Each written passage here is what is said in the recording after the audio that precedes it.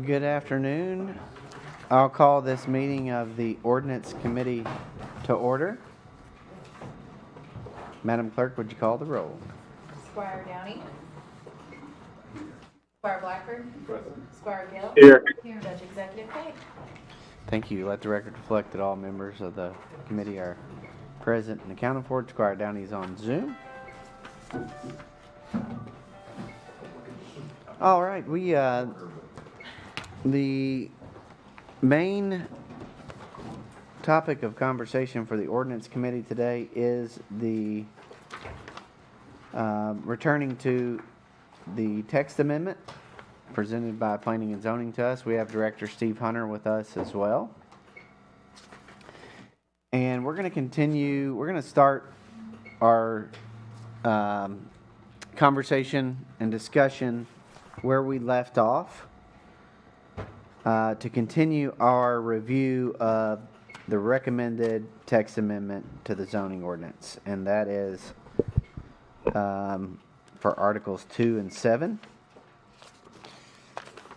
So, Director Hunter, if you recall, do you remember where we left off?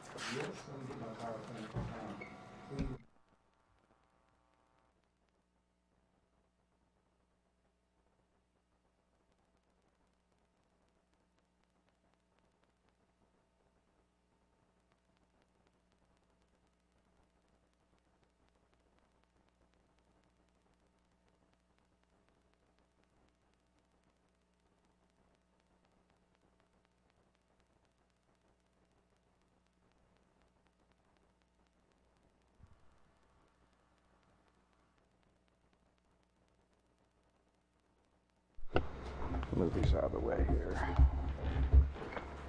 So what's up on the screen up there was where the next page would be. And Director Hunter, just for the fiscal court and the committee members, if you all want to go back to anything that we discussed last time, we can do that as well. Yeah, let me go back to where you were just discussing. So this was the last page. It's up on the screen, which is 7-11 at the bottom of the page. And what's up on the screen there, that was where the new exception lot language in the A1 zone sits. And then the old in-family conveyance verbiage that's being struck was on that page. And we went through what the new proposal would be on the exception lots. And then we stopped, and we kind of crunched for time, and we didn't move on to the next CO zone. So we still got to get through the CO zone, the rural cluster zone, and the A4 zone. And there's not a ton there, but that's where we left it. All right. Please proceed, Steve. Okay. Is there any questions from anyone on that page? Or? All right, and you're talking about the accessory structures on 7-11. The exception lot verbiage on 7-9. Okay. All right, Squire Gill, you're recognized. Thank you. On the exception lots, page 7-9D, it says the minimum lot for this district may be reduced to 1 acre. Yes. So that keeps it similar to what it was. So as you know, under the old in-family conveyance verbiage, there was a sliding scale on, well, I'll go back to that. There's a sliding scale at the bottom of this page. So it showed, if you had 15 acres to 30, you cut 2 lots. 31 to 65, you cut 4 lots. You could do a 1 acre lot under the old in-family conveyance. So you could choose it to be 1 or 5 or 10 or 8. So in the new proposal, we're not changing the fact that you can still do a 1 acre lot. We're just capping the number of lots you can create. So 100 acres, you get 2 1 acre lots. Well, they might choose them to be 5 or 10 or 50 or but whatever. they basically get in 2 lots. But if they have 50 acres, they can have 1 lot. And right now, if you had 100 acres, you could do potentially 10 or 15 lots. Okay. That could be potentially 1 acre.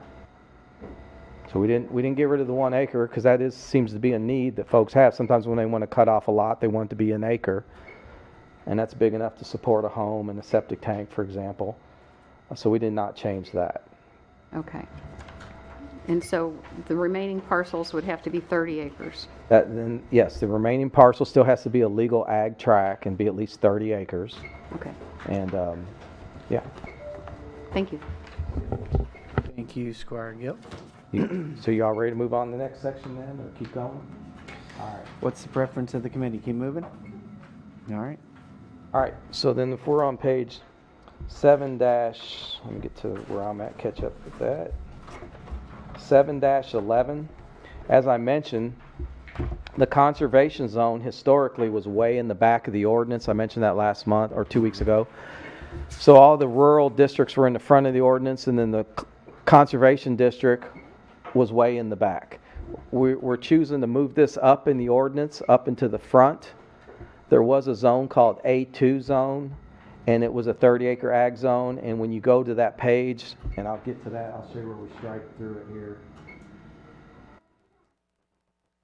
So it starts right there on the bottom of 714. The way the A2 zone reads, you go look at the A1 zone for all the rules. So if you go to page 7-14, and you can see we're proposing to strike the old agricultural 2 zone. It says go look at the A1 zone. Go look at the A1 zone. So there's really no difference between the A1 and the A2 zone. So we're proposing to delete the A2 zone. There's only 50 parcels in the whole county that are zoned A2. And I have an exhibit of that Kenneth did. Right there's the exhibit up on the map, up on the screen. That's in October 24. There's only 50 parcels in the whole county that are zoned A2, and the rules are exactly the same as A1. So what we're proposing is to strike the A2 zone and replace it with the CO zone that we already have, CO1, and then convert these parcels back to agriculture because they're similar in nature and they function the same way. So when you go back to your page 7-11 and look at anywhere you see what's underlined black text, that's underlined because it was in a different place of the book. What's red is what's new. What's in the underlined black text, that just was at a different place in the ordinance. But a big change to this zone, let's go back to 7-12, and this is a big change. The conservation zone historically was a 30-acre zone also. So we had 3 zones that were 30 acres. The A1 zone's 30 acres, the A2 zone was 30 acres, and the CO zone was 30 acres. We're proposing that the CO zone go back to a 5-acre threshold, and we'll show you why. So there's the map up on the screen there. You don't have this in your packet, I don't guess. This is the conservation zones all through the county. And the conservation zones historically are along the river. Most of them are along the river, and they're small lots, as you all know. In fact, this next Board of Adjustments in a week, we've got a lady that bought 3 lots on Lillard's Ferry Road to build a house, and they're all less than an acre in size. So over time, most of the conservation lots were small, and then when it went to a 30-acre zone, it made them almost unusable. So they're having to go in front of the Board of Adjustments to get a variance to be able to build a house because the conservation zones got setbacks set up for a 30-acre tract, and they're meant to be, but most of the lots that we have in the county are small. And this chart shows it there. It's hard to read the numbers down there right over Jordan's head if you're over on that side. They're there on the bottom right, but you can see from 0 to 5 acres, 412 of the tracts they're less than 5 and they average 1 acre. There's only 641 total lots in the county. And if you look at less than 15 acres, or if you just look at 0 to 5, 400 of them are less than 5 acres already, and they average 1 acre, 1.32 acres in size.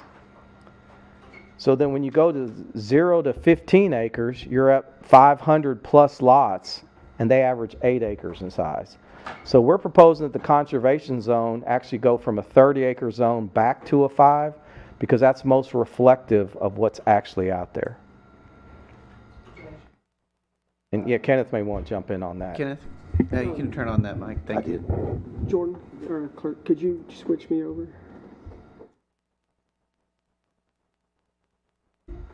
So, one thing that we need to point out, I think, is that when you're looking at that last map, the CO zone for that color is actually, or the CO zone is actually I'm going to change it and make it dramatic here, quite a bit different than what you were actually seeing there.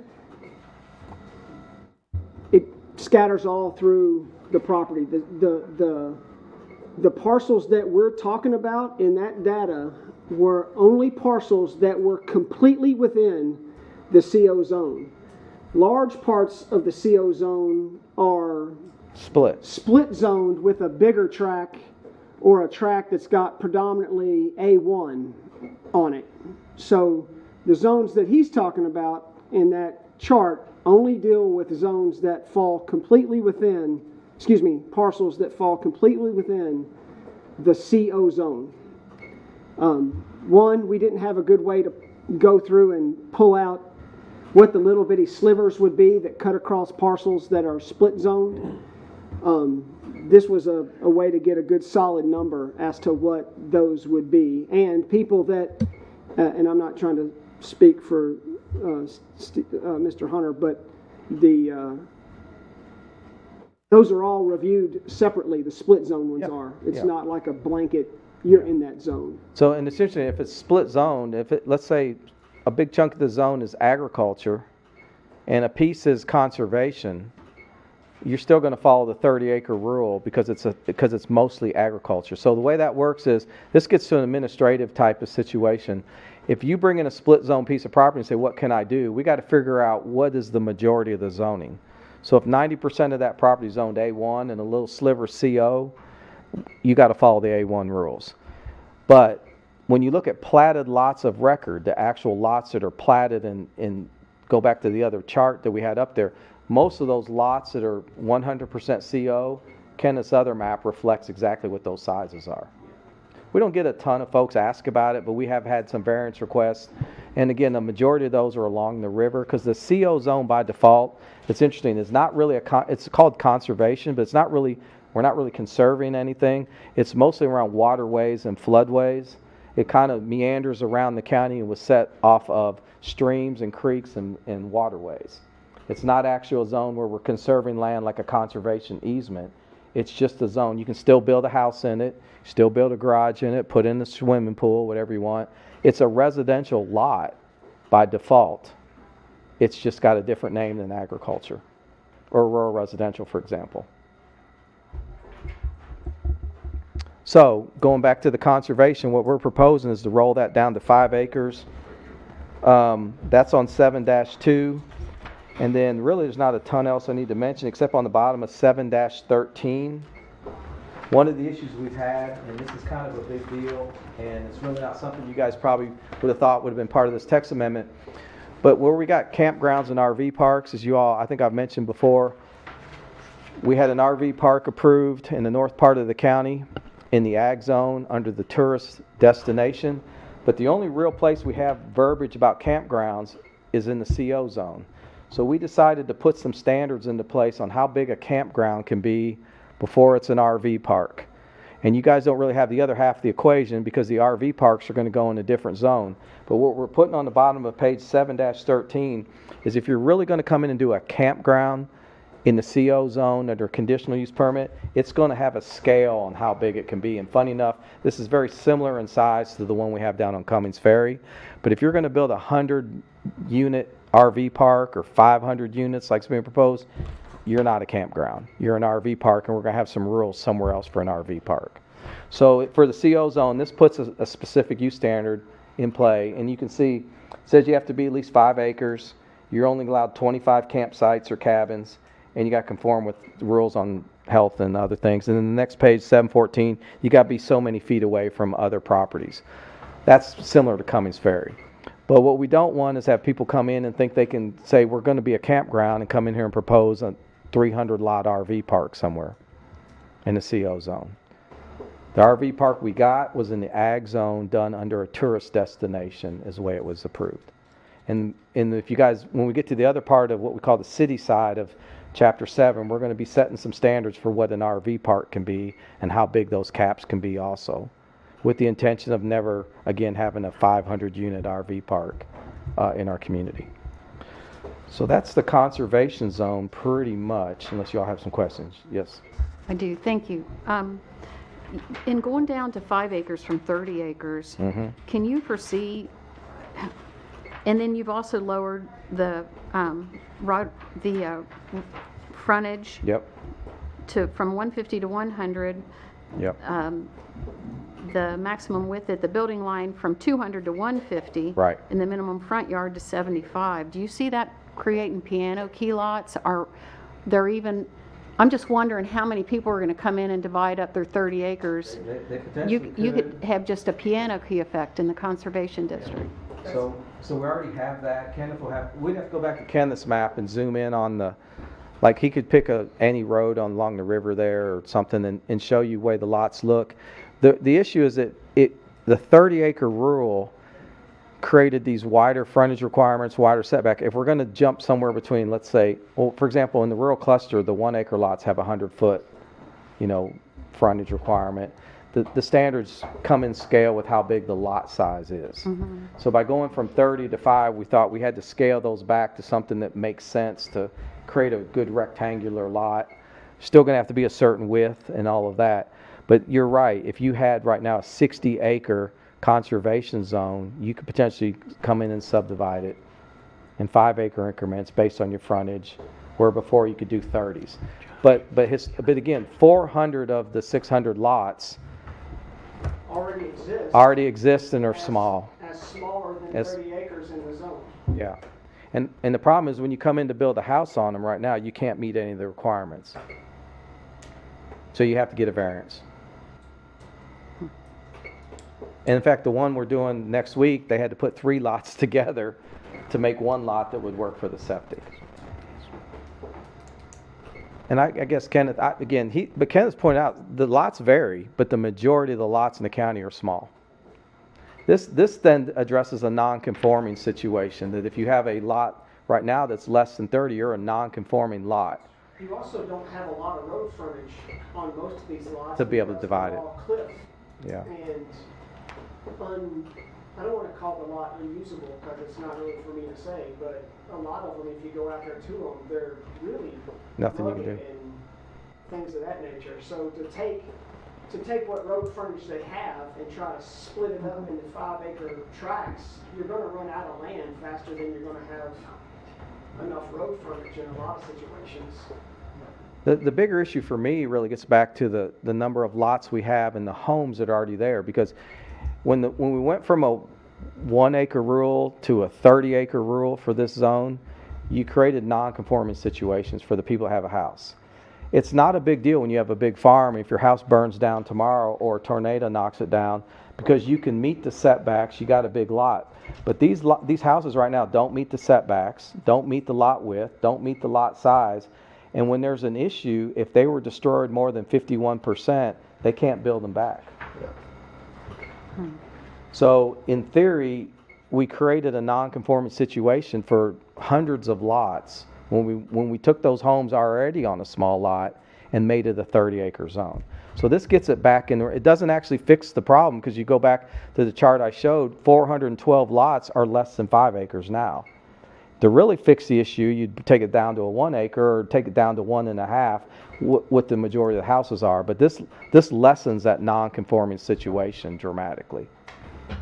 But Kenneth's right, there are bigger lots and there are smaller, but the majority of them are small lots. This just makes the zone, puts it in line with what's happening out in the real world conditions. And again, this is predominantly going to happen to parcels that are going to fall completely within the CO zone. If Yes. it's a split zone, that whole thing could change.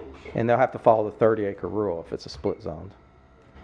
So a person with a non-conforming lot can't just, and their house burns down, they can't apply for a variance to build their house back? Well, no, they could apply for a variance to meet the standards potentially. It's an 80-foot setback, and let's say they're 20 foot off the road, they could apply for a variance to vary the setback. But we also have a rule they have to be at least 50 foot off the road. Mm-hmm. So these small lots are problematic, and again, that's why the lady's going before on Lillard's Ferry to get a variance, because her lot's not even deep enough. She's got an 80-foot front and a 50-foot rear, and her lot's only like 90 foot deep. So she needs a variance on the front and rear to even be able to build a house. It's a unique situation based on the way the lots are laid out. Thank you.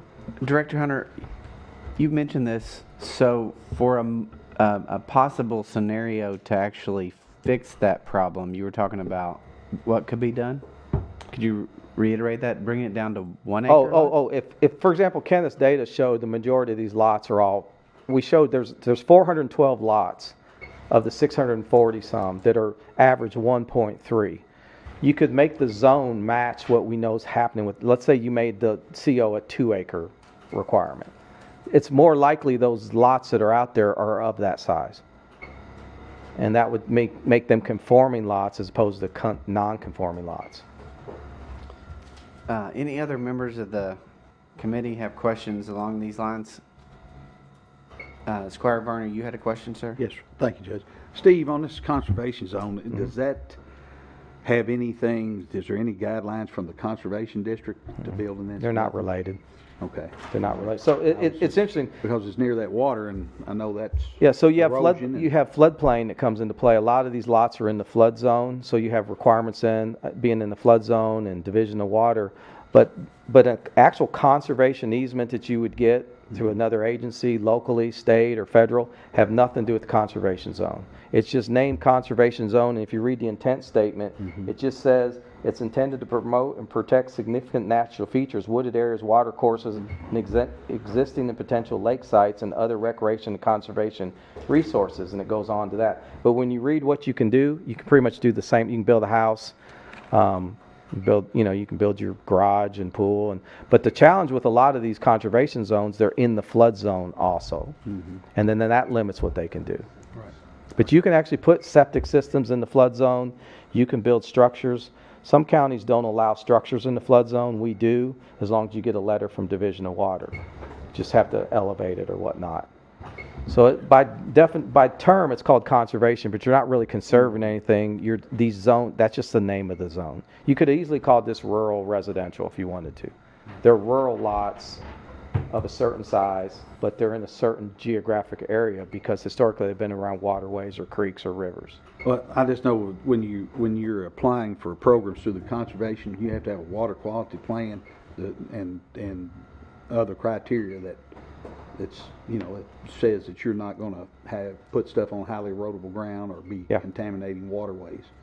So I didn't know if this next to the river jurisdiction was. It potentially could be. There definitely could be an overlap, but historically a lot of these are wooded areas, slopey areas, steep areas. I'm not sure they would qualify for those traditional conservation thresholds. But there is, like Kenneth mentioned, there are tracts that have both agriculture and conservation. And funny enough, the wooded sections typically what's conservation or where there's a creek or sinkhole, and then the better lands typically the A1 land.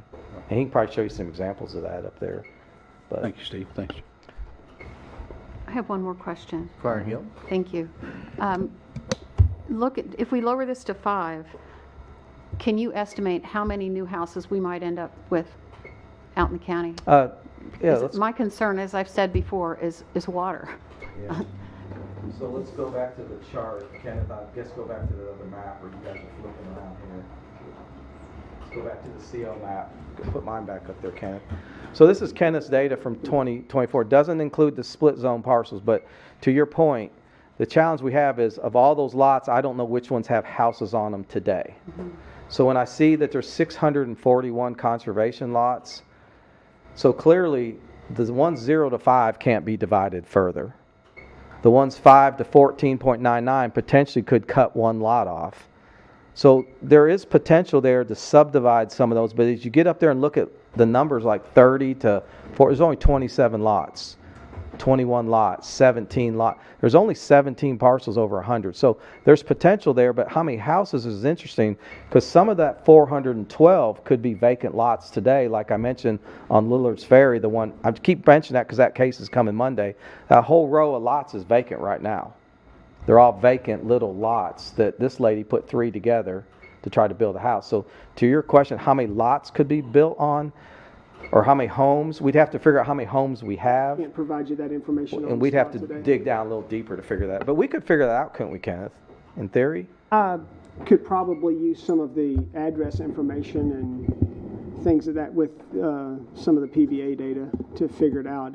It's not something I could figure out super fast, but definitely something we could. But we could figure out of the Probably figure it out. 641 with some work, we could figure out how many of these actually have houses. Mm-hmm. So for example, if 500 have houses, we could say, well, then 141 don't. And then the bigger farms, we could calculate how many lots could potentially be created and come up with a worst case scenario then, right? It's possible, but we don't have that data right now though. Thank you. Other questions or comments at this point? All right, let's keep moving. Steve. All right, so then I'm gonna get past the conservation, move to the rural cluster zone that they call the RR zone, residual farmland zone. So this starts on page 7-16. So this district historically, as you all know, it's called rural residential / residual farmland. And this is a zone that's been in the zoning ordinance for several years where you can go out and build 1 acre lots and they're zoned RR. And for every 1 acre you zone RR, 4 acres has to be called residual farmland. That's where the 80-20 split comes in. Call it the 80-20 rule, whatever now, but for every 1 acre you zone, so if you choose to do 15 1 acre lots, then you got to take 15 times 4, 60 acres has to be residual. So you'd have to have a 75 acres to start with. All we're doing in this zone is a bunch of housekeeping, and I'm going to turn to the first page. We're proposing on page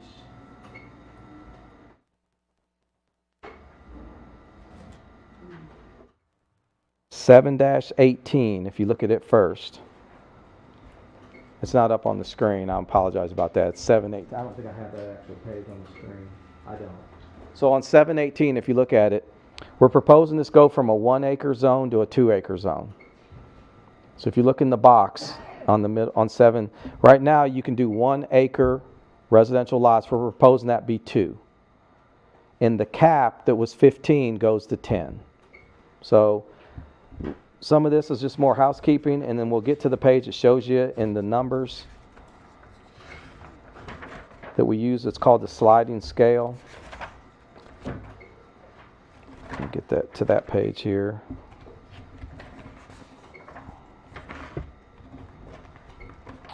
Well, let me get to my 721. Yeah, right on 724.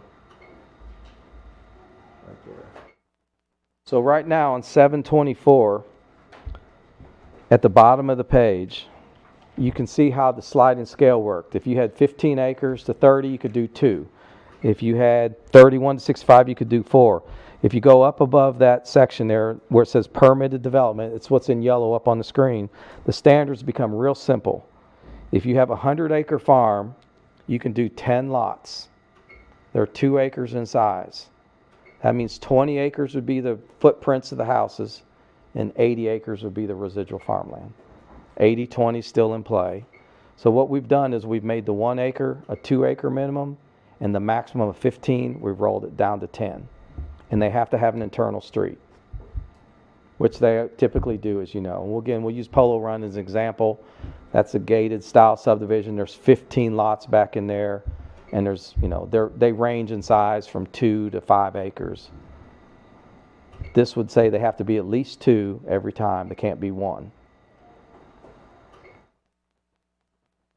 There's not a ton else. All the landscape requirements are still in there. The 80-20 is still in there. It's a really detailed part of the ordinance when you do a rural cluster. But I don't think this really kind of says in a nutshell what's being proposed. I have a question. Squire Gill? Is the road for the rural residential development considered part of the rural residential zone or the residual farmland zone? Funny enough, it's right away, so it really shouldn't have a zone. When you plat the road, if it's a private development, it's dedicated as right away. So in theory, and this is more of a mapping issue Kenneth and I have talked about. Technically, when you zone property, you're zoning everything to the edge of the right-of-way. The right-of-way really shouldn't have a zone on it. It's just right-of-way. It either belongs to the government or belongs to a developer. So the developer has the option to do a private road or a government road, one or the other. But the zoning line actually stops it. So the footprints where the houses are the rest should be residual farmland. But the physical strip of 50 foot is really no zoning because it's basically a travel way. Okay. I don't know, we've mapped them different ways though, right, Kenneth? I mean, No, it's always been, we've always mapped it to the center line. so it could be, it's residual, then it's RR, then back to residual. Yeah, and in the case that you mentioned, like Polo, I think he kept it RR all the way to the road, but it's just, I mean, all the way to the main road, but it's just road. The reason why it shouldn't be zoned is you're not building a house on it, you're not farming it, it's a road. So the right-of-way is really just an exception. It should just be platted as right-of-way and just show up with no zoning. But the developer turns them in by a meets and bounds description. He'll zone it all, then figure out his road later, so naturally some zoning falls into that. But in theory, it becomes a public travel way, but could be private. And they can't do anything on the remaining 80 acres except farm it. Well, so funny, we say the word they can farm it, but it actually doesn't say you can farm it in the ordinance now. It says you can do what you're allowed to do in A1. So we assume the A1's a farming zone, but the A1 has other things you can do too. What we tell people basically is you can put barns on it, you can't put your garage on it, you can't put your swimming pool on it. It's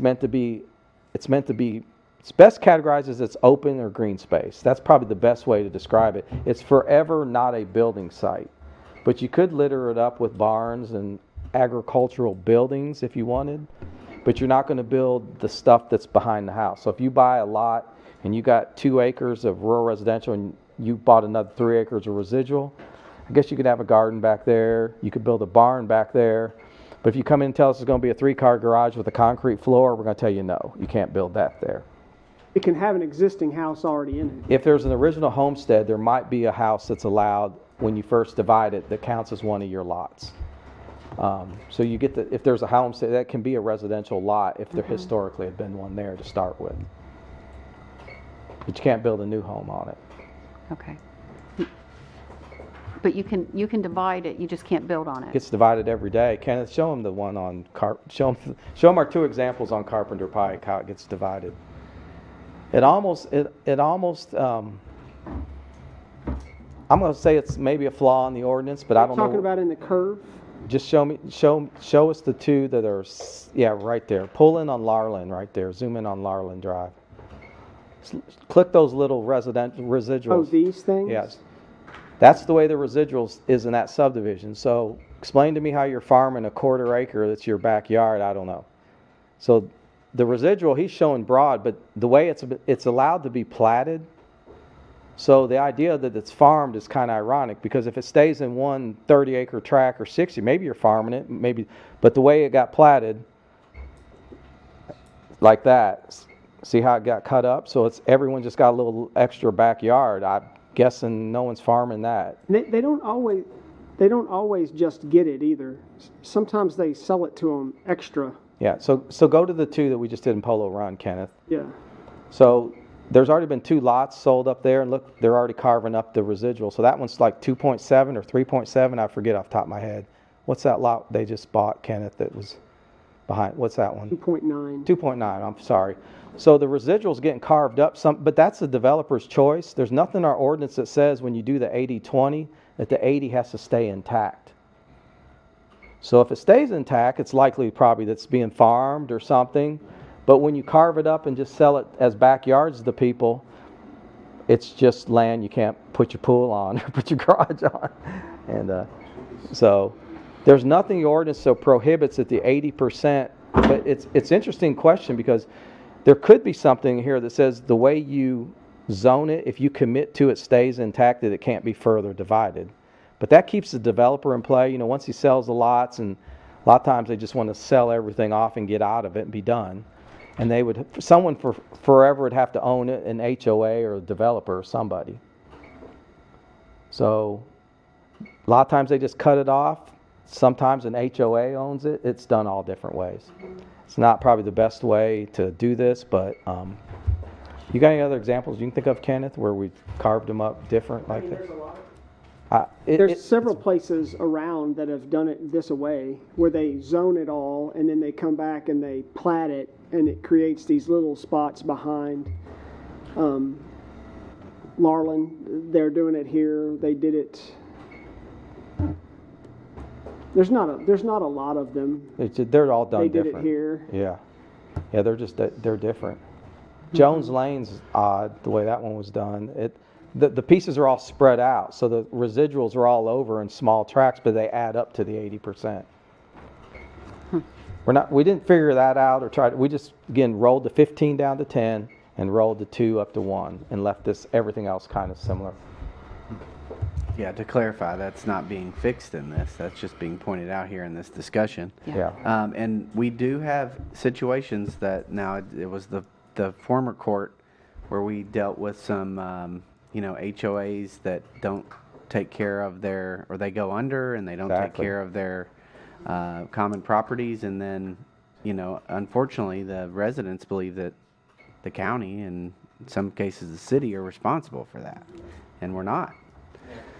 And Judge, I'm struggling with an issue. We may have to get an attorney involved in this. I won't point one out, but historically there's developers and local attorneys in this community that feel that they're allowed to plat that residual by deed and not. I said plat it. They're not platting it. That's the problem. Yeah. They're selling it by deed and conveying it without bringing plats into us. Their argument is, well, it's residual farmland. We don't have to plat that. Well, it's residential land. It's restricted. It's not ag land. So for somehow these lots are getting carved off, and we're not seeing plats on those.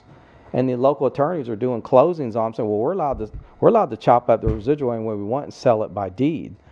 Our subregs say all land is supposed to be platted except for ag tracts over 30 acres. So I don't know how we're carving off 2s and 5s and 1s in backyards and not bringing a plat at least into us. Had they bring a plat in, maybe all the neighbors would have to sign the plat, and that might make it a different situation. But these are typically being carved off by deed and are going around the Planning Commission review.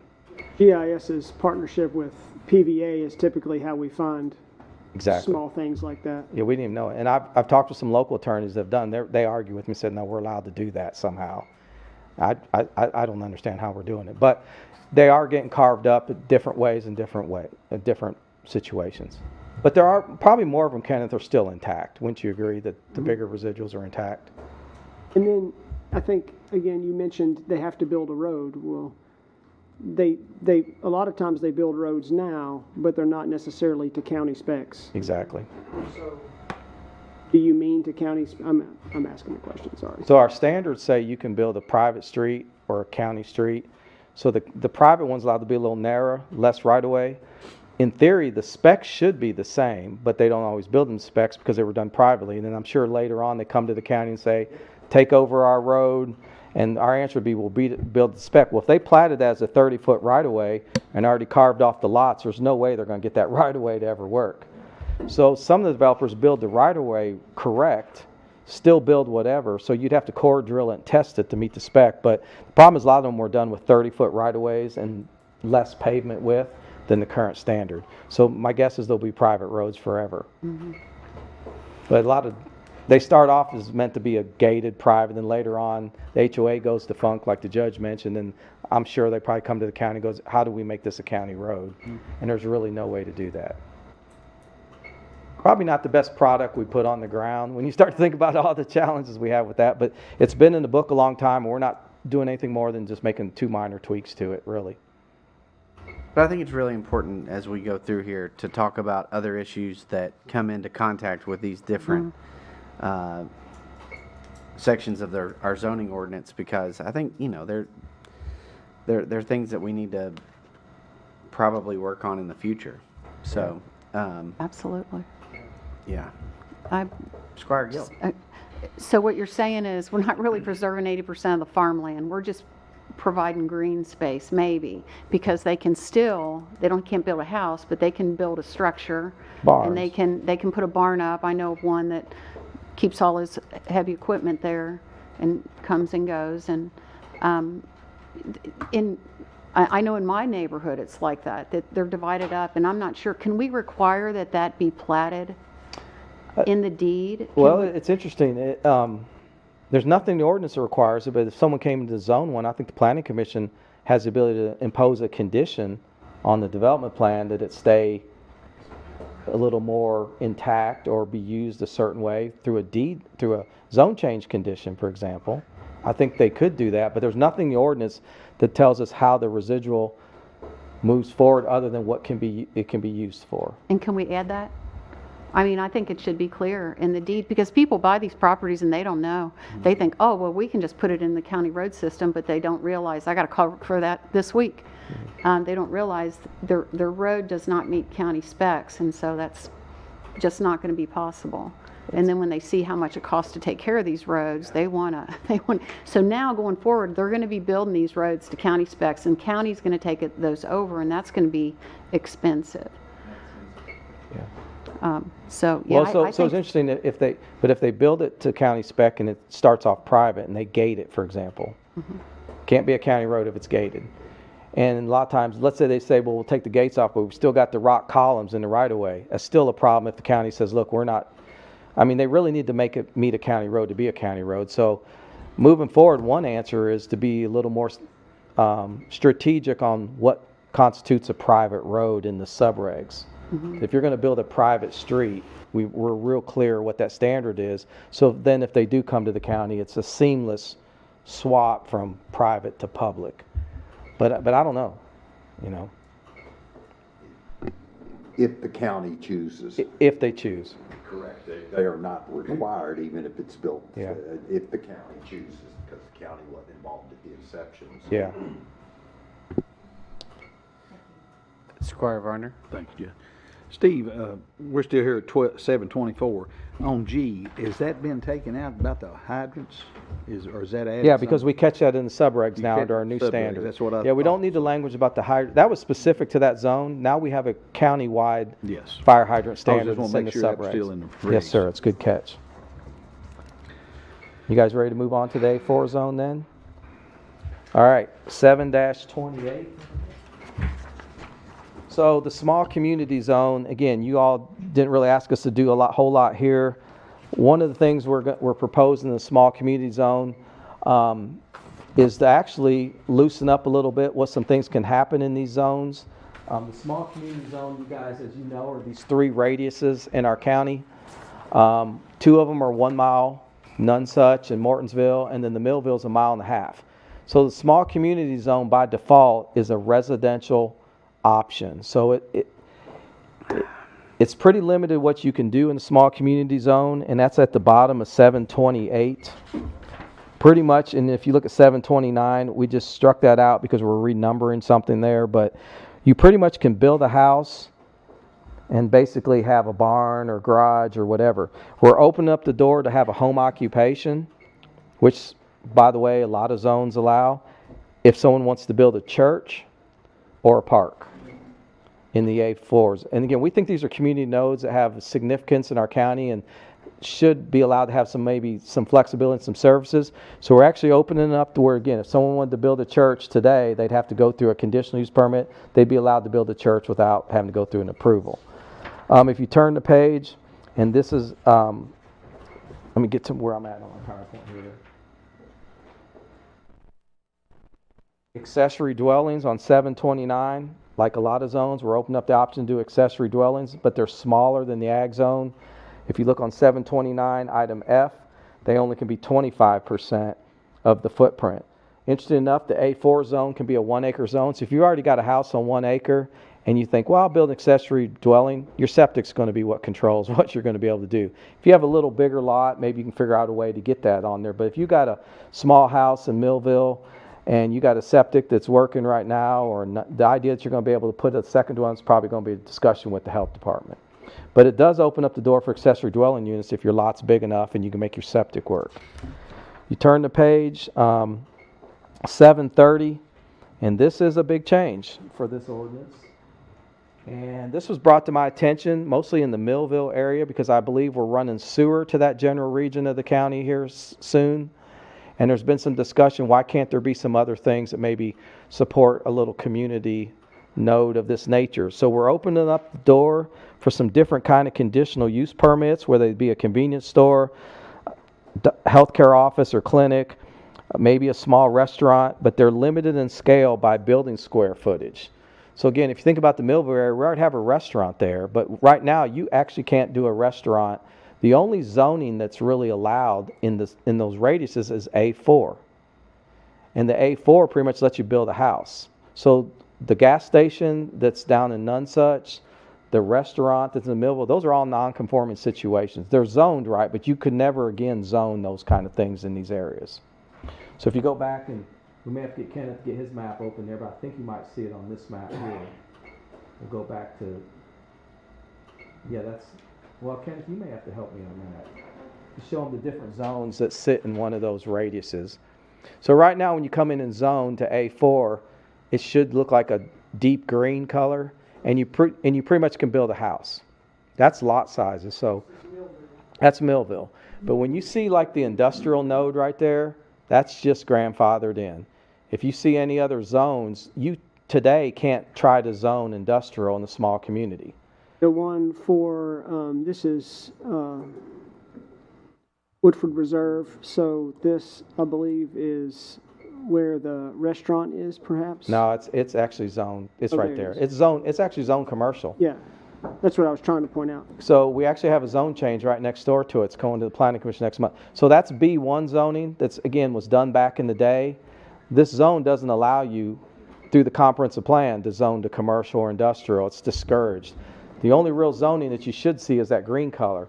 So what we're doing is we're allowing things to go in these zones by conditional use permit. So if someone came in to do a small restaurant, they could come in and do a conditional use permit instead of zone commercial. Still be a public hearing, go to the Board of Adjustments, and we've made the scale small at 2,500 square foot because that'd be the size of a typical house. Your lot also has to be a little bigger if you're doing a restaurant because you're going to need a bigger septic system. So, Kenneth, you might point out that one. That's got several zones in it there. Yeah, this is none such. And so here would be the small little store that's down there, and I believe this is Irish Acres. Irish Acres. I couldn't remember. The Glitz is right in there. But we got R2 zoning there, which technically allows duplexes. We got single-family zoning there. Today, if you came in and tried to propose the zone duplex, the comprehensive plan would say A4 is the only really compatible zone that fits in this. Yeah, he just opened it up, yeah. You got R1B, you got R2, you got B1, and of course you got A4. So what we're doing here is the CUPs are just a way where you could do something by way of a condition and go to the Board of Adjustments to build other services. I don't think anyone would disagree if a small clinic, walk-in clinic, popped in one of these community nodes, or a small restaurant or convenience store. That's not out of character historically of them living there and having some services in these little community centers. And then Mortonsville's got quite a bit more Yeah. B1 than the others do, but a lot of R2, which is interesting. So technically you could do a duplex if you can make the septic work, which is probably unlikely on a lot that size. But so we got old zoning in these small community footprints. But that was a change that I think was suggested in the A4 because we know we got some changes happening in the Millville area. And there's been some folks to say, look, what's wrong if we wanted to do a little community market, or you know, there's some ideas floating around about some stuff. We actually have a zone change right next to the stave that's going before the Planning Commission next meeting to go to commercial. And we'll be coming to you all if it's successful to doing basically a business expansion of the stave operation. So if this was in play, they could just do the CUP option or the zone change option. There'd be two options for them. Really, that's all I have with the rest of this. Oh, I want to finish off with one more thing on my PowerPoint. So, Ken, if you don't mind, jump Sure. back to mine, and then I'll be done. So when we were all finished at the Planning Commission, one of the things I thought was important, you know, we bring y'all text amendments sometimes, and we've been asked to do things, but we went back as a staff and looked at our comprehensive plan, because really everything ought to funnel back to our comprehensive plan and be in line.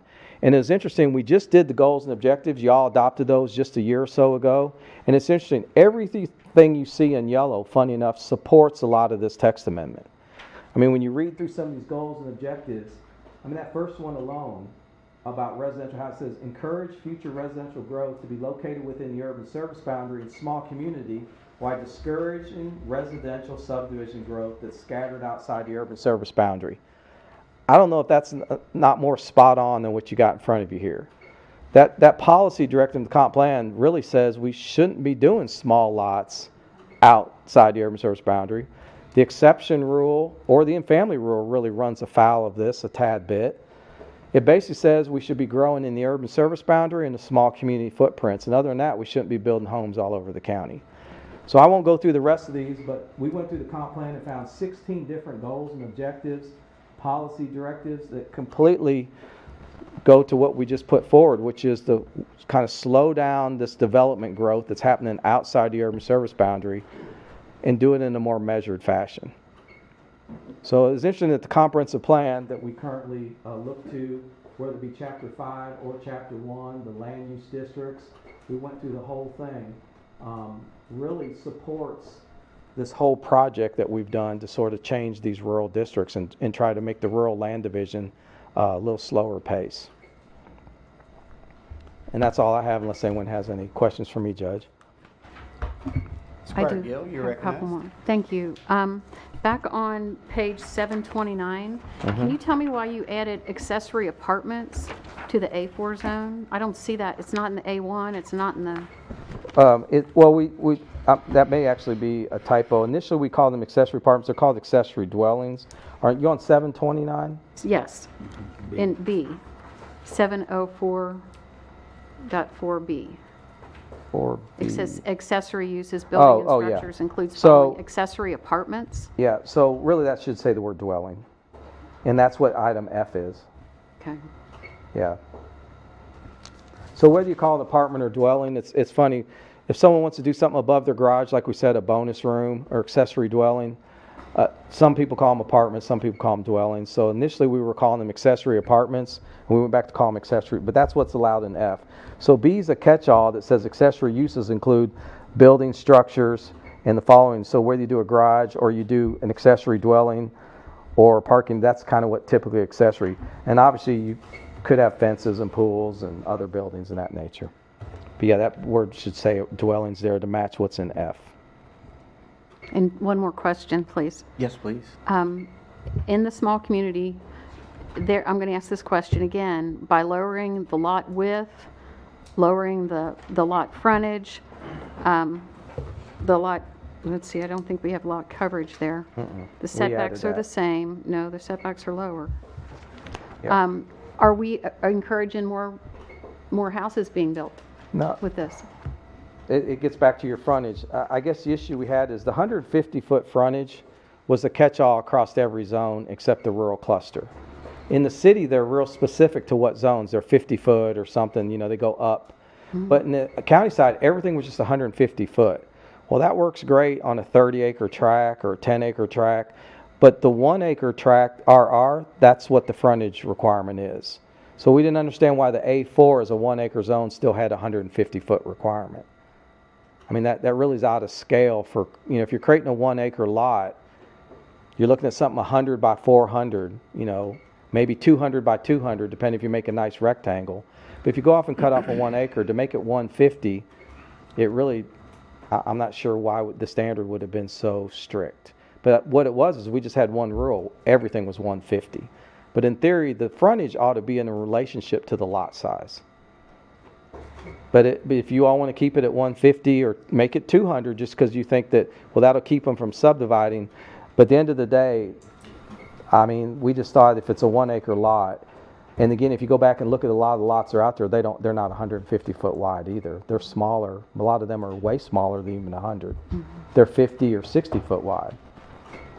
So I guess the decision on what we do with that would be if we're actually encouraging more houses out in the county with that. well, going back to the And comp there we plan, I go. think in the small community, it encourages it for us to, if we're going to build out in the county, that's the footprint we should be building in, is what it says. Assuming you could get a zone change approved. Well, and, yeah. It's what the exact policy up there, it's hard to read up there, but in the comp plan goals and objectives, right there, that first highlight, that's exactly what it's saying. Well, and then at our last meeting, Squire Brown pointed out the fact that we have those small communities because we had schools there, and they wanted to keep the schools. And so they established the small community zone, or A4 zone, that you want to call it now. And we don't have the schools anymore.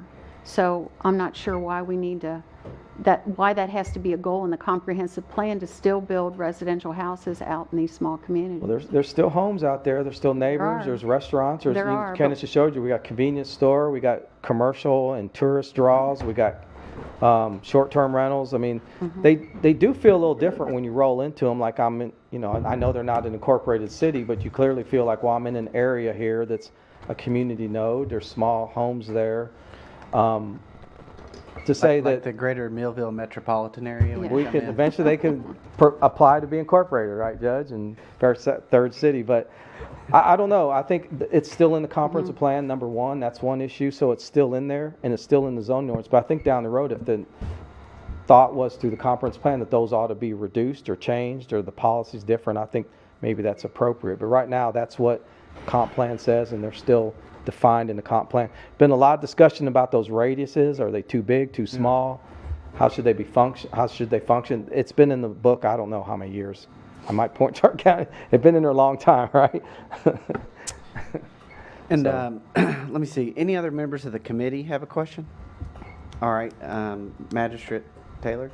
Well, that was going to be my question, was how do we look at if we were to reduce that Yep. radius? Because that's, it's been that way for a long time, and there are significant portions that have not been turned into a small community. They have just been piecemealed around, Divided so off. it doesn't look like a small community. It just looks like reduction of those farms. So how do we make that more intentional? Yeah, so that now we're moving from this text amendment and a little planning discussion here.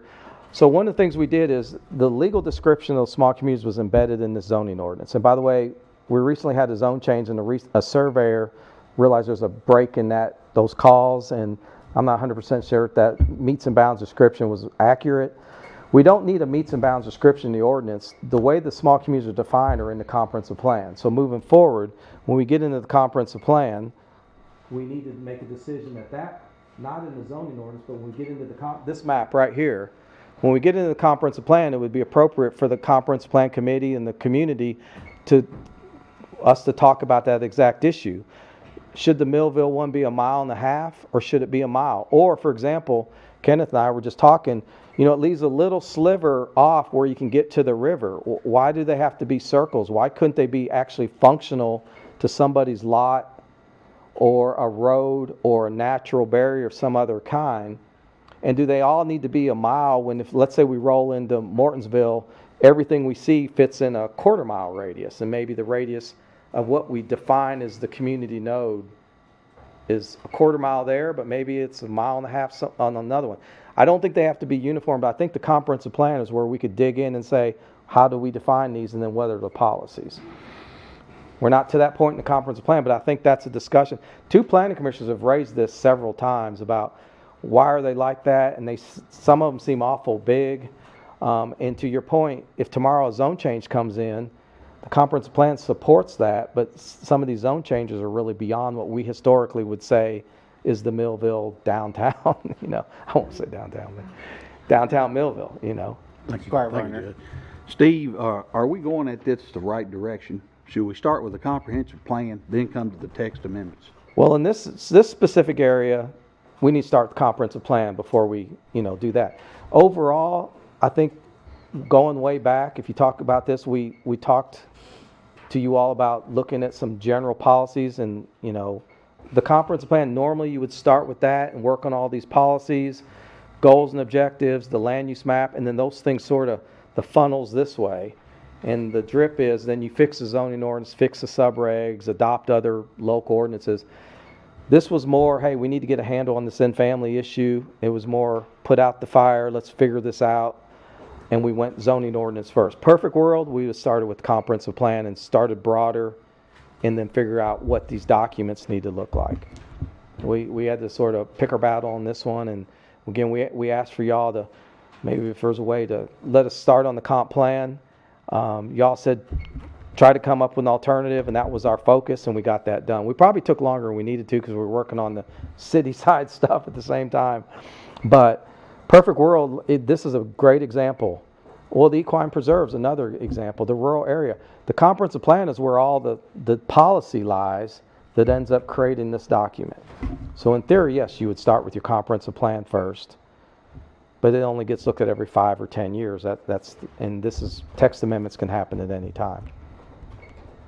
Squire Varner? Thank you. Director Hunter, let me ask you, when we've started the comprehensive plan process, and obviously we passed the goals and objectives. In going back, did we miss something, or have we missed something in the goals and objectives that we seem like we're articulating here that maybe we should have articulated there. No, I don't think so, Judge, and the reason being is the comprehensive plan, when we get to it, the goals and objectives are broad, fluffy, we'd like to say, and I think they read well. We just did them, and I think had public hearings on and community support them. Chapter 5 is where rubber meets the road, literally. It's the land use map in the districts, in the description of those zones, how they're worded. There's policies in every one of those. There's 9 area-wide policies. There's somewhere between 6 and 12 specific policies for every land use district. That's where you would lay out those type of things. If we wanted to get in talk about the rural area or the equine preserve area or right there the rural district or the small community area, this is right on this page right here. That's where if we get to chapter 5 of the comp plan, we can make any kind of policy directive the community would choose right there. The goals and objectives are broad for a reason. The specifics end up in the chapter 5. So we're having a comp plan meeting this Thursday night, 5 o'clock. We're going to be talking about a new EDA chapter. We're going to talk about a housing chapter. Chapters 2, 3, and 4 are done, and we're ready to go out to the public and show the public working through this EDA. The next step is chapter 5, which, Judge, when we get into that, that's when we get into the, I guess, Kenneth, you might show them a broad map of the comp plan map, again, if you don't care. And so the reason I ask is, we hold on one second. The reason that I was asking is, maybe it needs to be, instead of as broad, it needs to be a little bit more specific. That one of our stated goals is to limit the amount of subdivision and development outside of the urban service boundaries of Woodford County. Yeah, well, I think then when we get into chapter 5 and we look at we ought to implement that through those policy directives, specific policy directives. The goals and objectives broad enough to tell me that we got more work to do. The zoning ordinance doesn't fall in line with it, honestly. If you think about that policy directive, which is new, you could argue, why do we have an exception rule at all? Yes. Why do we have 1 acre zones anywhere? You could argue that, but we haven't really got to chapter 5, because chapter 5 of the comp plan kind of supports some of this stuff when you get to chapter 5. We started with goals and objectives because legally that's how we do it, but when we get to 5, we need to make these things match. And I think that the conversation is important that we have, and we're specifically working on a specific piece of legislation, but the broader goal, we really need more community input to make sure that I believe this court understands and hears from their constituency in each district that is probably in majority in favor of limiting some of the things that have been going on for several years now. One of the things that I think the difference between today and 20 years ago is that Versailles, Woodford County, Millville, Nonsuch, every part of our county is growing or has pressure to grow. And I don't know that that was there in the way that it is now 20 years ago. The census data proves it, Judge. The 2020 census data just shakes it right out. I mean, we can see it. Had 20% growth in Versailles, 11+% growth in the county. Those are big numbers. The Versailles number alone was top 15 in the state, top 5 in this region at 20% growth. And the county at 11% probably surpassed several counties around us. Yes.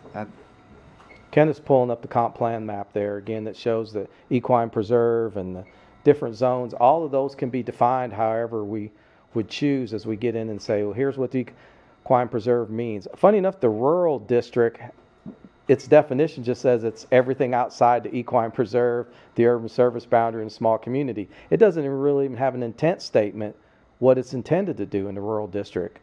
It then says you can do rural clusters and then families, but it doesn't really even define what it is. It just says it's all the other land, not of the others. So the comprehensive plan definitely needs some massaging when we get to chapter 5. So. Can we get copies of your goals and objectives? Sure, yeah, and they're on the website. After we pass them, the whole comp plan's on our website. But after you guys adopt them, we just codified them into the full plan, so they're in the comp plan on the homepage. Yeah, I think those are in the OneDrive as well. I believe Jordan will check that for us. Yeah. Steve, can I go back to a specific question? Yes, sir. On 728, Mm-hmm. small community district 704.2.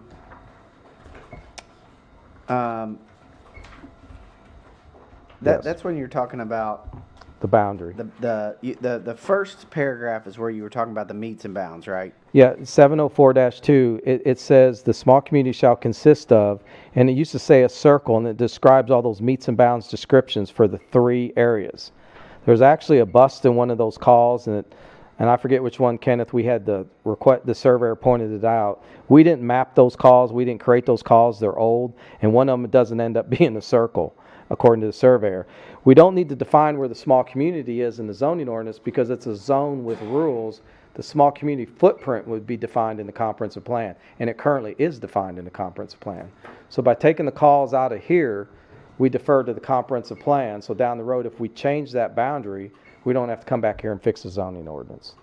Gotcha. And then, so that's paragraph 1. Yeah. In 704.2. The other 2 paragraphs, they seem like they were there for some sort of reason. Yeah, I can't, and someone would have to, so the second one, the judge is talking about no division of land shall be into tracts smaller than 30 acres without prior approval of the plan commission. Pretty much just tells me you're allowed to zone it, so you can't divide it by right, but you have to go through a zone change, is what I guess that means. And So- that would What you by have to- striking that would take You have that to out. anyhow. Yeah. To zone to A4, if you're zoned to anything other than A4, you have to rezone it to get there. So I'm not sure that paragraph just said without prior zone change approval. Well, that's what you have to do by Is to default. get zone change approval. And that's in chapter 4. The last paragraph, land designated for agricultural preservation is recognized in the rural policy map in 91 should not be permitted to be zoned to A4. That's an interesting issue because I don't know what that map is or where that lies. That's not in our comprehensive plan, and it's not in the zoning ordinance. It was the original map that maybe laid out the radiuses. I don't know. So there was an agricultural preservation map adopted in a rural policy plan in 1991. And that was, I mean, I'm just reading it through the language that was creating an area recognized as agricultural preservation that you could not rezone it to A4, right? Is that what you're It's reading? what it says, but when you Yeah. look at the comp plan and look at the radius, it says you can zone to A4 in that radius. Now, Kenneth and I just found something today, or yesterday, I forget, where the equine preserve and the small communities overlap. There's a little footprint in the Millville area. In the Kentucky River. But when you read that, Judge, it appears like there's a restrictive footprint somewhere that's outside of any of our planning documents.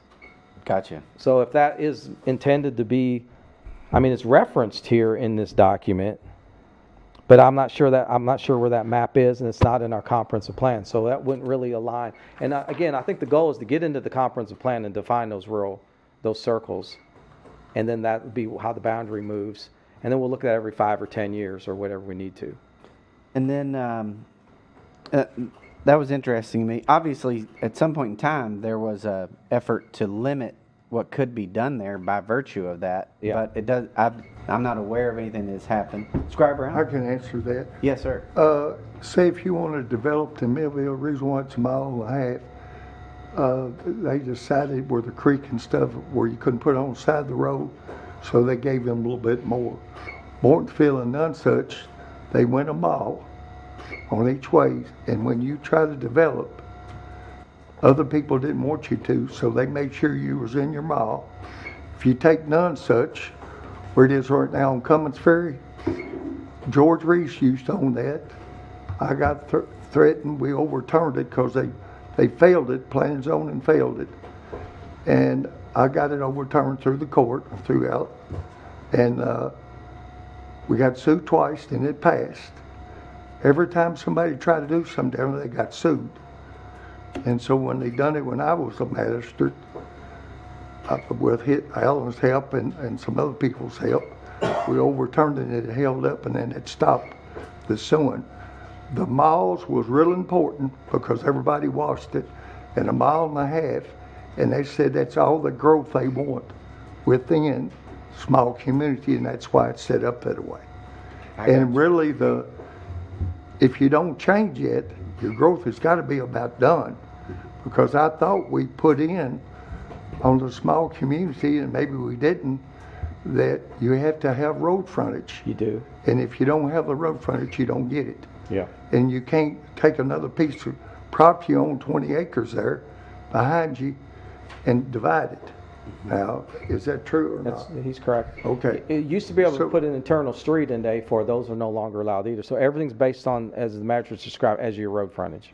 So when they did close the school and stuff, they worked on that, and that can't really get out of hand because they made sure, and the reason why I know it, when they passed George Reed's, I get a call, it was so bad, they're gonna burn my house down. Jeez. And they even measured how far it was away, to be sure. So I've been through all that. You know, I've sounds seen like it all. And Judge, that last paragraph is interesting because, you know, you really drill down. It's making a cross-reference to the rural cluster section, RR. Yeah. And then it's saying that if any prior approval of a rural residential is then prohibited for an A4 rezoning. So I guess in theory, before the radius was there, if you zoned rural cluster, you couldn't come back and switch and go to A4. That makes sense. Because the other one had the 80-20 split, and it'd obviously be more advantage to go to A4, where you could cut ones with no other conservation element. So it made a cross-reference that we really don't need if we get into the comp plan and fix it. That makes sense. Judge Master, Yeah, one more. Squire Brown, yes, sir. The first 14 years, that's all our job was about is zoning. So I've been through all the changes. Matter of fact, the living and none such, when they changed it from 5 and 10 acres to 30 acres and took it off road frontage. So, but it seemed like every time we start using something, that's when we start changing it. Then we really made it worse. We done new urbanism and spent $300,000 to get a person from Franklin Shores how to do it. And then they got sued when they tried to do it. And that was the biggest mess, and the money that we wasted big time. And since I'm on the warpath, I'll talk about Midway. That was about $12 million wasted on something nobody wanted, just lawsuits. So really, what we've had since y'all been on the court, it's been pretty good till they come up and start doing the family conveyance and stuff. But that probably should have never been done like that when they went to that. You know, if you do a 30-acre tract, I was on there when they done this. If you do a 30-acre tract, you're still a farm, but you're not really need somebody to live on there to help you farm. That was set up to be able to, because the farmer couldn't even give his son a lot to live on there or build a house. So that's why they really done that. But now we got to look at it. Okay, thank you, Squire Brown. Thank you. Other questions or comments? Yes, Director Johns. Will you put it back over? So I kicked around whether or not to show this, which means I probably shouldn't. You should have asked me. He's going to do it anyhow. So, but you all are talking about the small communities at the moment, so I felt like it was extremely relevant to what you were saying. You're talking about the sizes and whether or not they're relevant or anything like that. So Midway is roughly 1.5 miles. Millville. So this blue circle is 1.5 miles. You can see it fits right on top of the Millville small community. If we pull that over on top of Midway, you can't even see Midway. So the small community boundary around Millville is literally bigger In our city. than the entire Class 1 city of Midway. If we pull it down to Versailles, it would encompass almost all of Versailles. So just food for thought as you all move forward. We had the opportunity to show it. So. Thank you, Thank you. Director Johns. Squire Brown. You need to go down there and look because I don't know where you're going to put it. The houses, I mean, they're long, but Millville, it's got houses already there. Yeah. And Little Germany, going up Germany Hill, a person tried to put one there a long time ago, and they were too far out. So it's all been about developed down in there that I can see. And then all the houses we're talking about that we've already developed is, I don't know where they're at. Because it's really in, the two districts is in my territory and I'm in it every day. So it showed me where 60 houses or 70 houses been built since we've been talking about this. I rode the roads, I don't see them. And that's all I can take. Thank you, Squire Brown. Other questions or comments? So I'm gonna go back to another question that I had. 724, Director Hunter. Jordan, if you don't mind to move us back to there. Yeah. That last subsection G. Yes. Fire hydrant. So it talked about fire hydrants. The one thing that this was prompting some of my thought processes. Number one, we have increased with the growth that we've seen in the rural areas of the county has increased pressure on things like the fire protection district, the water district. It increases challenges on EMS as well. Some other critical agencies and infrastructure. So, so by striking G, is that something that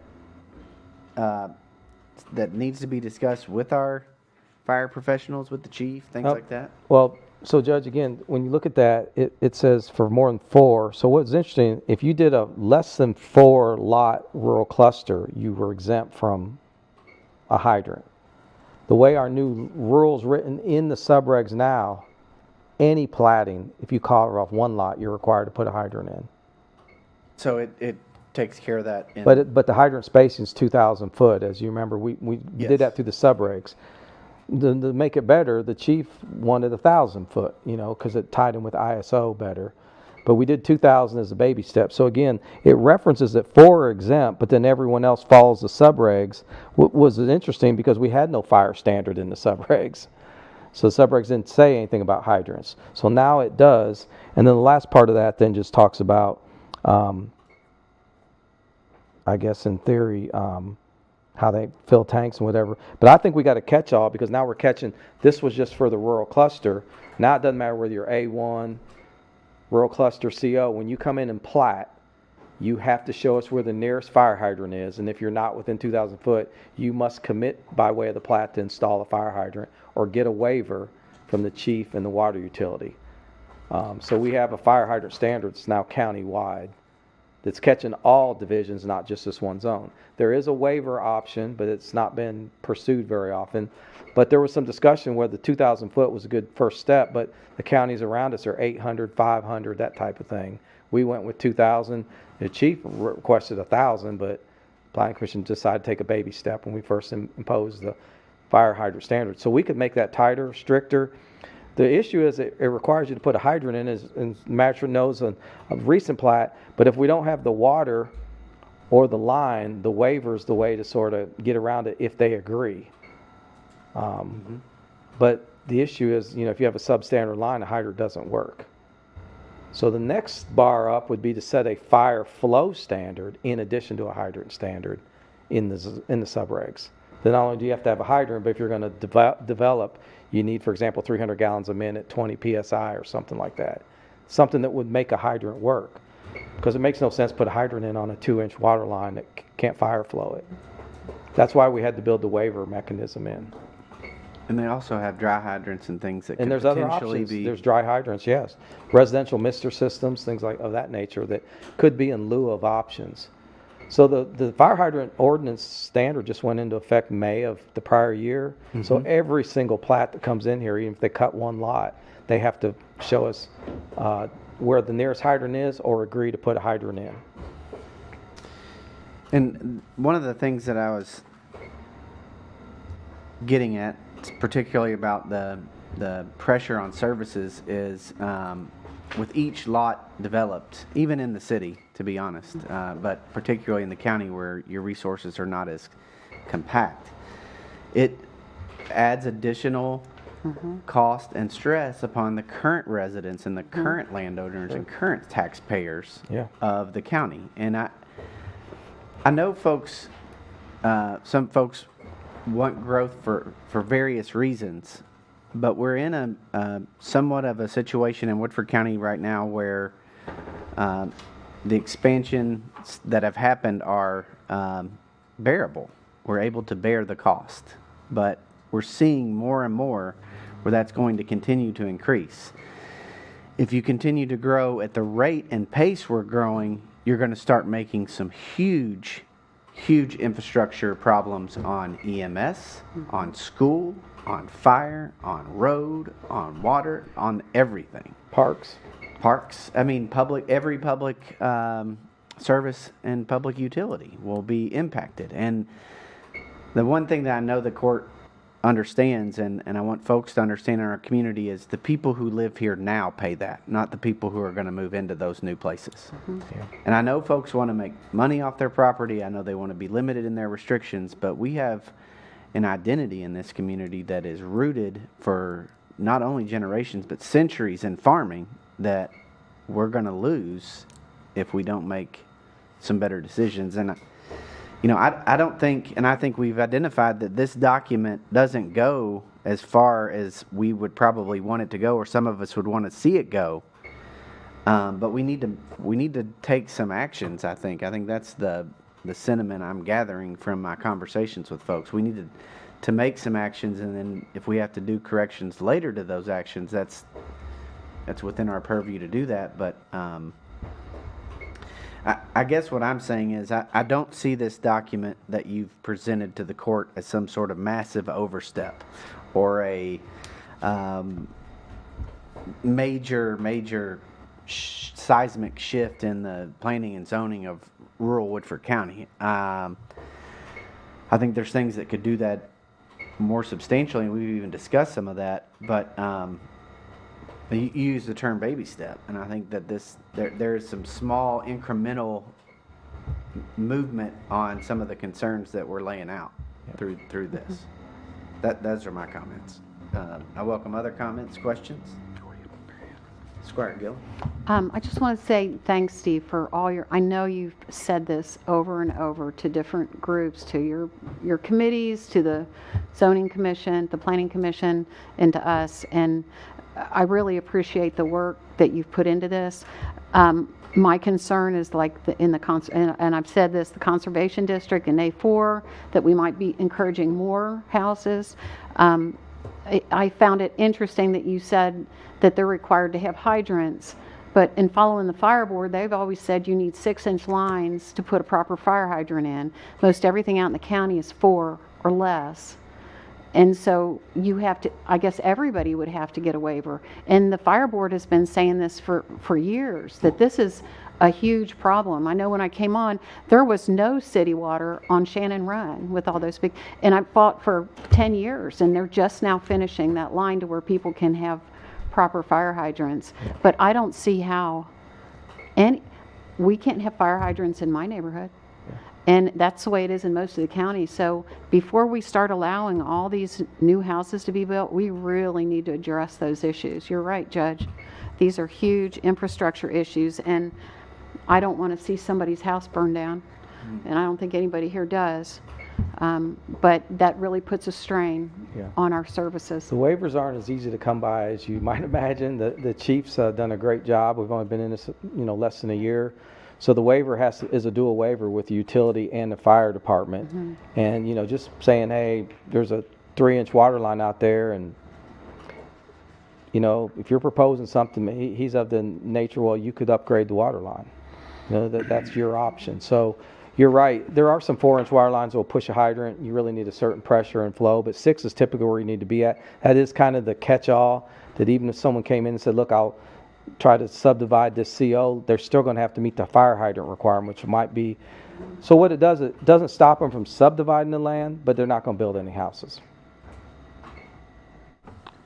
Squire Varner, sir. Yes, sir. Thanks, Judge. Judge, you brought up a great point. The infrastructure is being strained by the growth.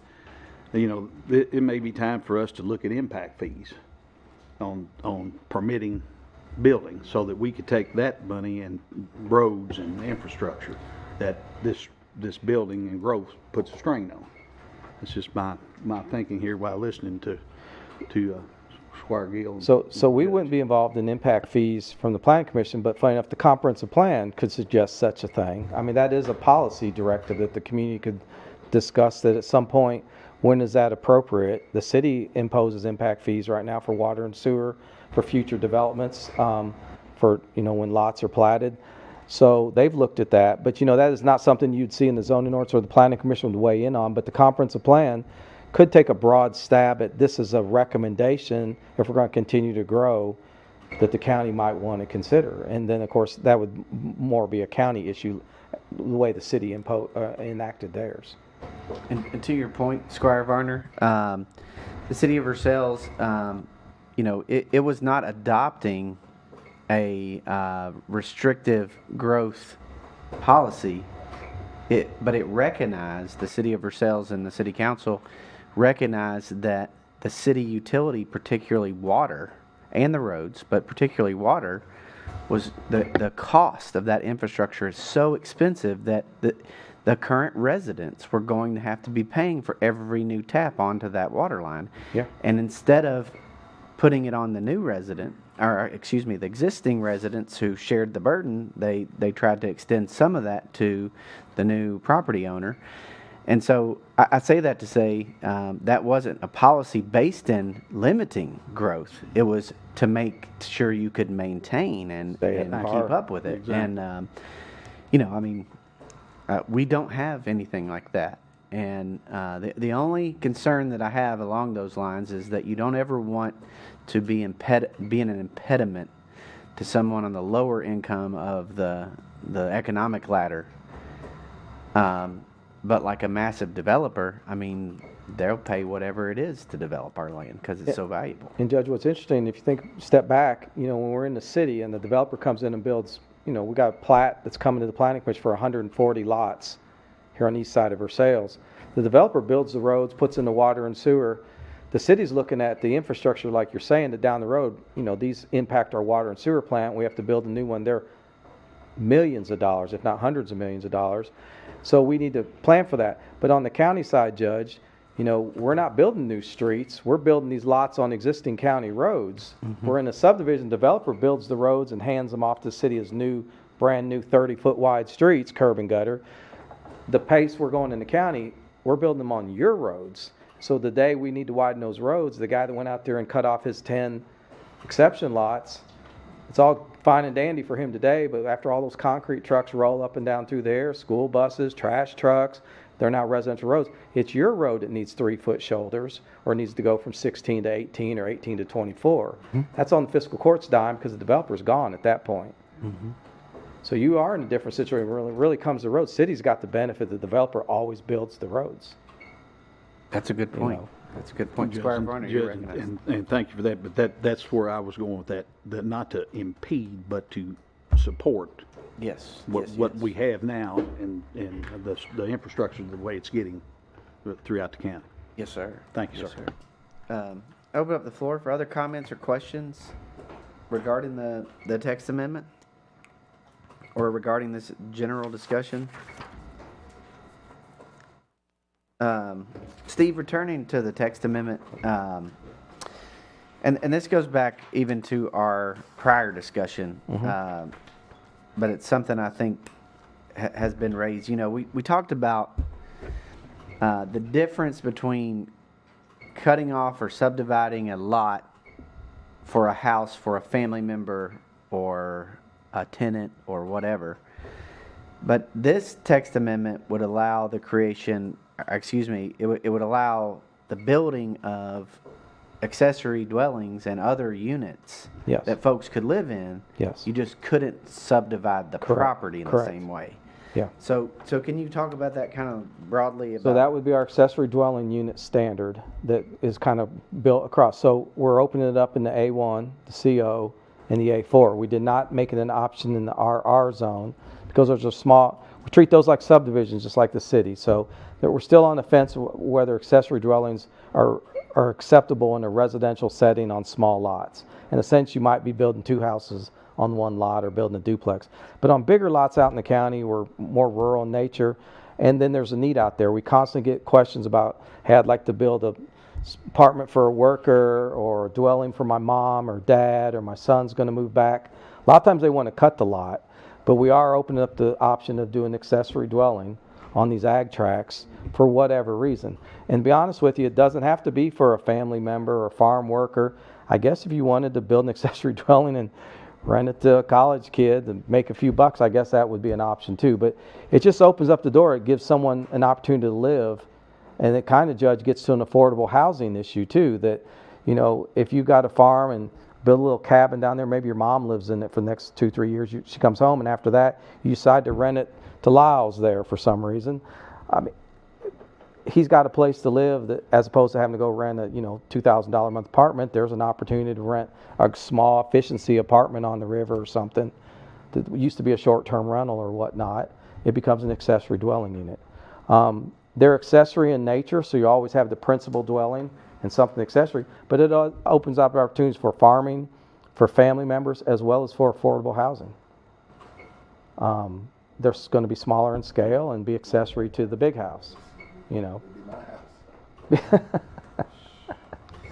And what are the limitations on? I mean, you've kind of mentioned it, but like, I'm not going to subdivide my lot, but I'm going to build 100 accessory dwellings. So you only get one accessory dwelling. You get one per. One accessory dwelling, but you got tenant houses. You're up to 10 tenant houses. Okay, though. yeah, that's kind of. So if it actually is a farming activity, and you're going to designate those as tenant houses for workers and trainers, or, you know, yeah, you can do up to 10.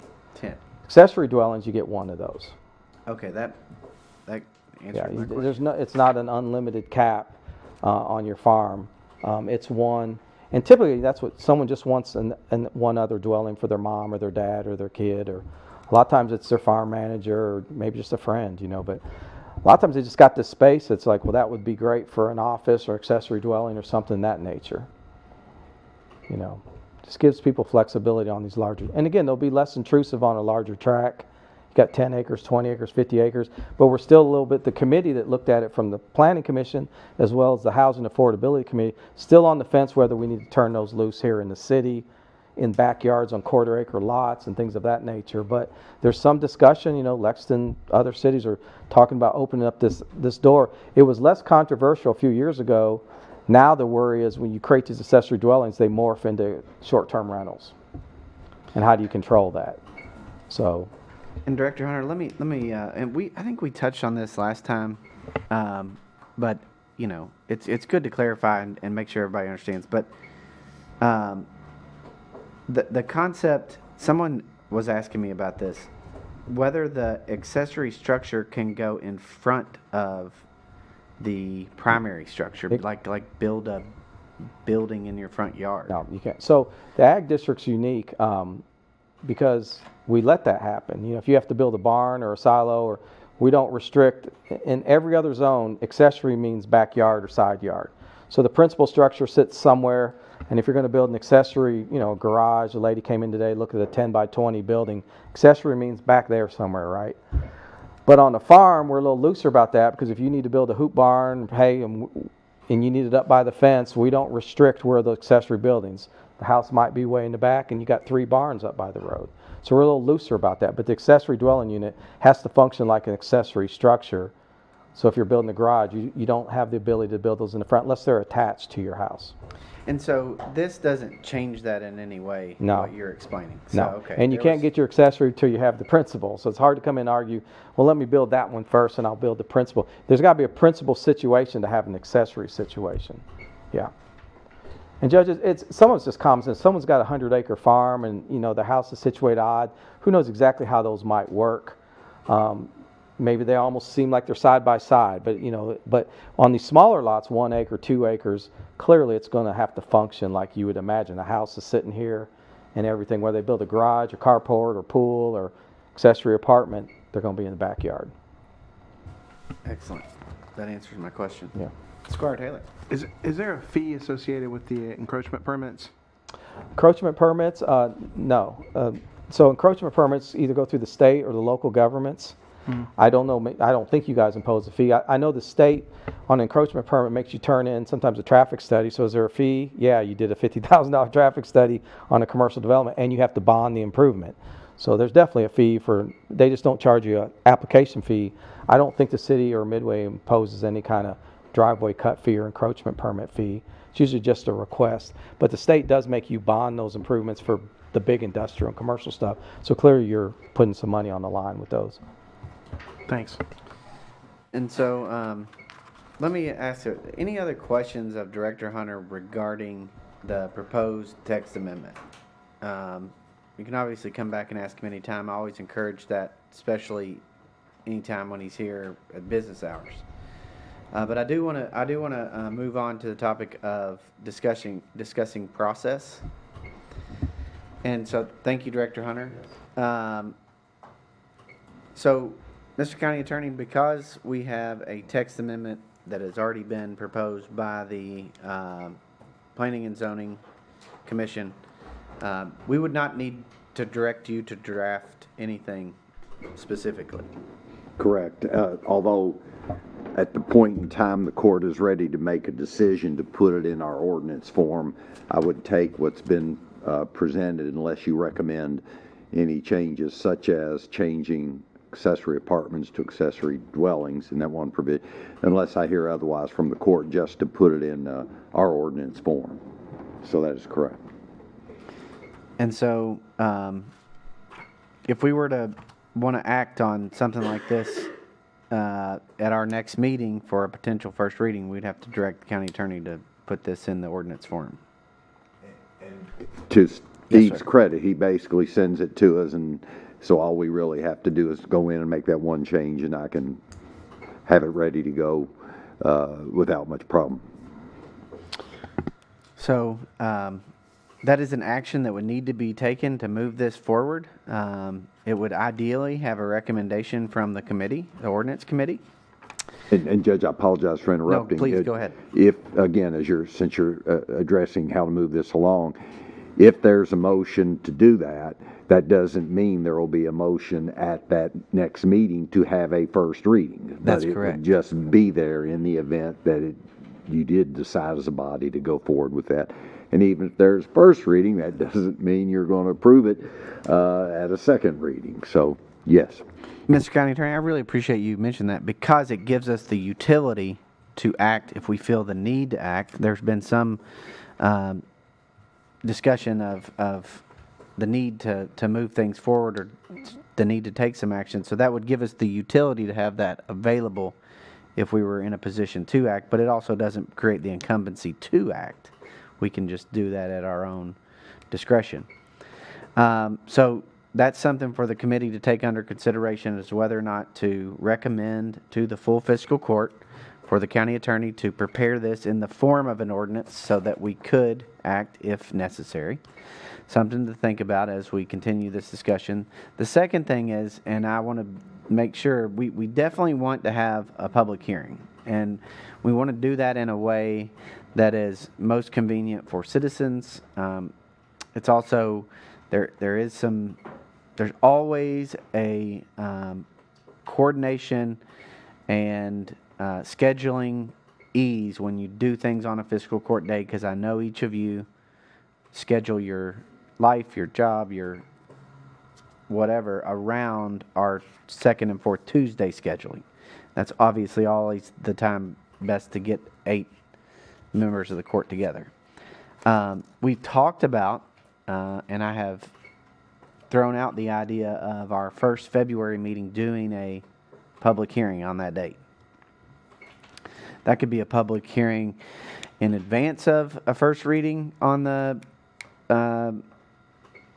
ordinance. It could be a public hearing prior to considering a first reading of the ordinance. It's really whatever we want to do. However, if we do a public hearing post-meeting, next meeting, we will run into a scheduling conflict that most Kentuckians hold dear, which is the University of Kentucky men's basketball game at 7 p.m. I think we would likely have a smaller crowd. There are people who would make the decision not to attend because they're going to watch the game because that's what happens. So that being said, we could either look at a different fiscal court meeting date for that public hearing or look at a different date altogether for a public hearing. However, I don't want to be too, I don't want to, I don't want us to try to schedule this here, but I want you all to think about this so we can communicate internally on a good practice. Squire Gilly, did you have a comment along those lines? Well, as far as a public hearing goes, couldn't we have the public hearing before our fiscal court meeting? Yes, ma'am. That's what and I didn't want to, I'm just throwing out a time like 4 o'clock. I'm not saying that's when it should be or when it should, but if you're, and again, not knowing what the action of the court's going to be, if I'm going to have the ordinance ready for a potential first reading or at least a decision to be made whether or not to have it, it would make more sense to have had that in advance of that than after that. So that's the schedule that was running through my mind. And again, when you look at it from that standpoint, it's to the judge's credit and this court's credit. If you do agree to do that, you don't have to have a public hearing, but you are going to do that. So, but that would be a way to accomplish that, Squire Gill. And also, should the committee recommend that the ordinance be prepared for the text amendments for Articles 2 and 7, or should we wait and do that with the whole fiscal court? I would prefer if the committee recommended that as a recommendation to the fiscal court. And then if the committee couldn't agree on it, then we obviously know we probably need to circle back in within the full fiscal court before we direct that. I'll make that recommendation. So there's a motion in the committee to recommend to the county attorney to draft the ordinance of the proposed text amendment for Articles 2 and 7. Judge, you make with that one change that you brought up, otherwise, as is that correct? Yes. Okay. And I got a motion and a second there on, and now opening that discussion, Mr. County Attorney. yes. Okay. Squire Downey, you have anything additional? Nothing, Judge. All right, there's a motion and a second. Is there any additional discussion upon directing the county attorney to draft the ordinance as described, as discussed? Seeing no additional discussion, all those in favor, please vote signify by saying aye. Aye. Aye. Aye. All those opposed, nay. Motion carries unanimously. Judge, could I, Steve, as your office was kind enough to do with the previous one, could they send that to Tammy in my office? Yeah. And then we'll be able to do that, just as you did before. I appreciate that greatly. She appreciates it even more. So thank you. Yes, thank you, Director Hunter. I'd like to point out another procedural thing. So I do have other related matters on the ordinance committee, but we did not take up the proposed first readings of 2025-1 or 2, which are the zoning map amendments for Delaney Ferry and Cummins Ferry. However, I believe those are drafted and prepared to go. So they will proceed to the full fiscal court without a recommendation from the committee. For a variety of reasons. I didn't get the sentiment that there was any need, and it probably needs to be taken up at the full fiscal court. However, we do not have to take up either of those in committee or in the full meeting of the fiscal court. However, they are on the agenda in new business. Is there any questions on that? May I have any questions or comments regarding that? And Judge, if I may, as I always like to point out, even if there is a motion to have that first reading, that doesn't mean that it'll be approved at the second reading. So if the court just wishes to move it along procedurally, they can you can entertain that motion. They can have their first reading without that being an absolute commitment that it will pass and be approved at a second reading. And that's excellent advice to the court. I appreciate that, counsel, because there is a difference between moving things forward and passing things into law. Okay, so we will have a draft prepared for our next meeting, assuming the fiscal court, which I believe it will, take up the committee's recommendation.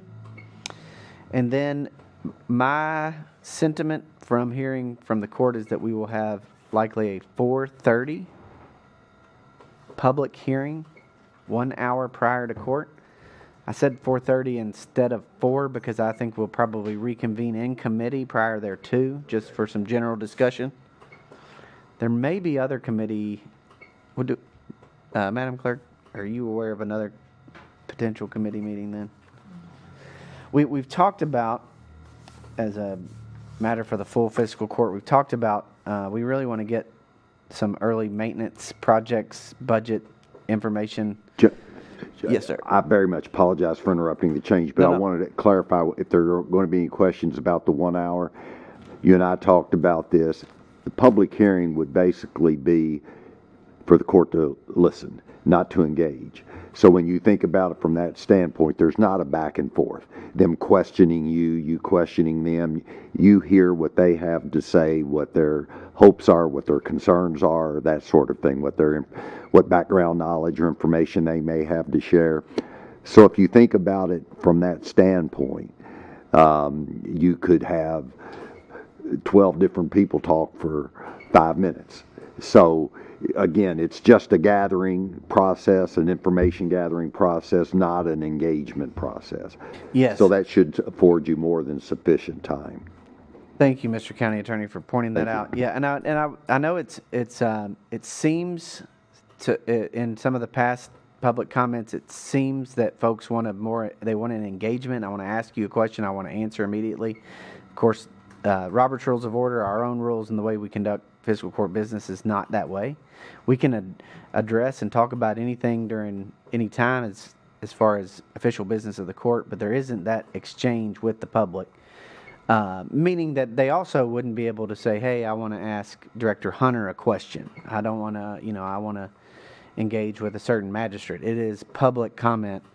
And then we can always respond to that as that information post public comment section in the full meeting of the court, if necessary. And if, for example, it was along the lines of, I was hoping he could answer this, that can be accomplished in between that public hearing and the second reading. Yes, that's exactly right. So there may be I was just getting at, there may be a maintenance committee meeting possibly, although this may push that depending on how it goes. But I'm going to leave you all with that information so that you can have time to think about it and digest it and see how it works with your schedule and what you think we need to do. So we got about 12 minutes until fiscal court. Is there any other questions or comments regarding the text amendment or anything we've discussed in the ordinance committee? Seeing none, we're going to take we're going to adjourn until fiscal court. And I appreciate everybody's work and attention. Thank you, Director Hunter. Thank you, Director Johns, and Mr. County Attorney. Thank you.